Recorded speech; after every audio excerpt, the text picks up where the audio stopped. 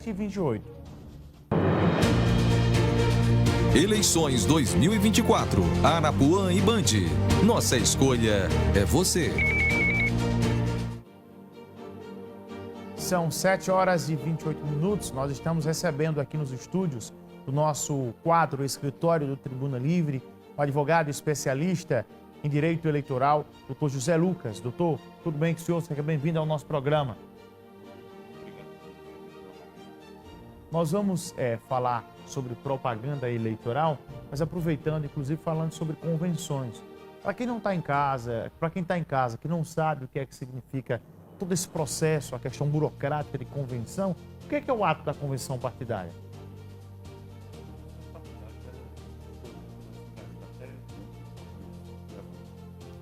Deixa eu pedir só desculpas ao senhor, que nós vamos providenciar a questão de uma falha técnica com o doutor José Lucas, que está aqui conosco, que vai falar sobre questão de convenções partidárias, falar sobre propaganda eleitoral, aqui ao vivo no nosso programa, agora às 7 horas e 29 minutos. Para você que está em casa compreender, muita gente não tem dimensão de como funciona a questão da propaganda eleitoral, da convenção, entre tantas situações. Agora sim eu vou dar o bom dia ao doutor José Lucas. Doutor, seja bem-vindo ao nosso programa.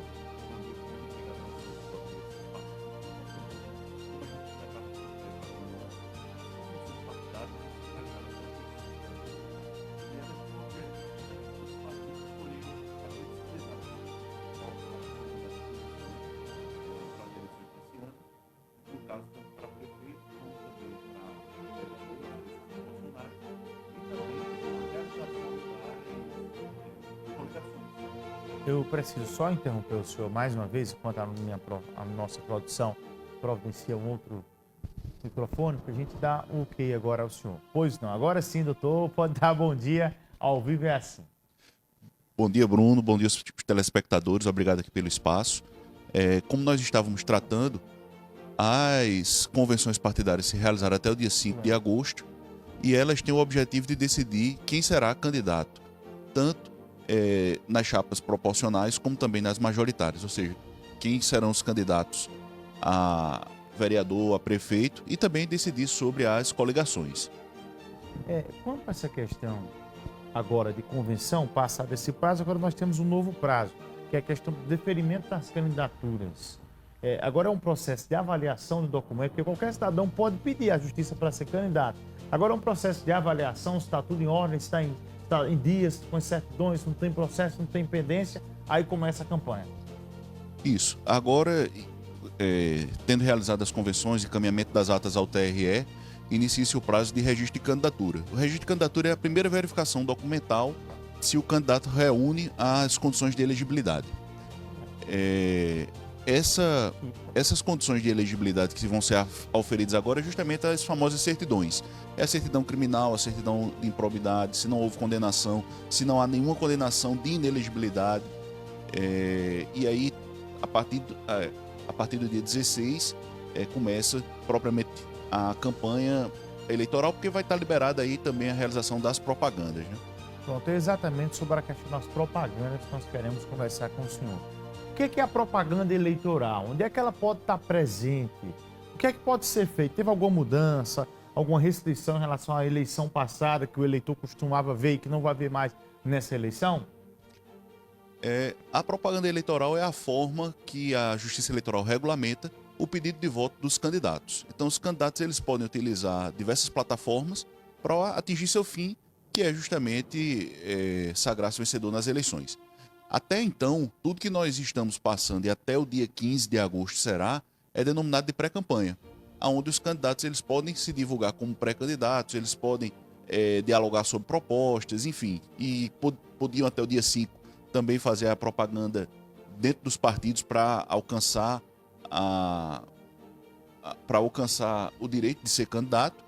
E aí, a partir do dia 16 de agosto, não. A partir do dia 16 de agosto, o que nós vamos experimentar é o pedido explícito de voto, o pedido direcionado, é também a propaganda eleitoral em rádio e televisão, né? Aquele horário gratuito de propaganda eleitoral, o guia partidário. E aí, dentro dessa lógica, muitas das proibições elas se renovam E o que nós temos de bastante novo, bastante inovador para esse ano, de fato, é uma regulamentação sobre o uso da inteligência artificial. E quando eu digo isso é porque há um debate bastante interessante sobre as novas formas de se fazer publicidade eleitoral. Por exemplo, hoje é tão importante quanto se imprimir o santinho, fazer um bom guia, um bom material de TV, um bom material de redes sociais, ter uma estratégia interessante de impulsionamento e também utilizar a inteligência artificial para fazer propaganda. Isso para fazer de uma forma legal. Agora, fazer o que nós conhecemos como as fake news, as deepfakes, isso é o que vem ser agora fortemente combatido. Quanto à questão de carro de som, a gente observa muito carro de som para cima, para baixo, com música de candidato, fulano é melhor, fazendo ali alusão a candidato, com ligação a partido. Está permitido a partir do dia 16 também, doutor? Desde eleições passadas, o carro de som ele não poderia jamais passar de forma isolada. Os carros de som eles vêm para dar apoio aos candidatos na realização de atos, como passeatas, carreatas, eventos.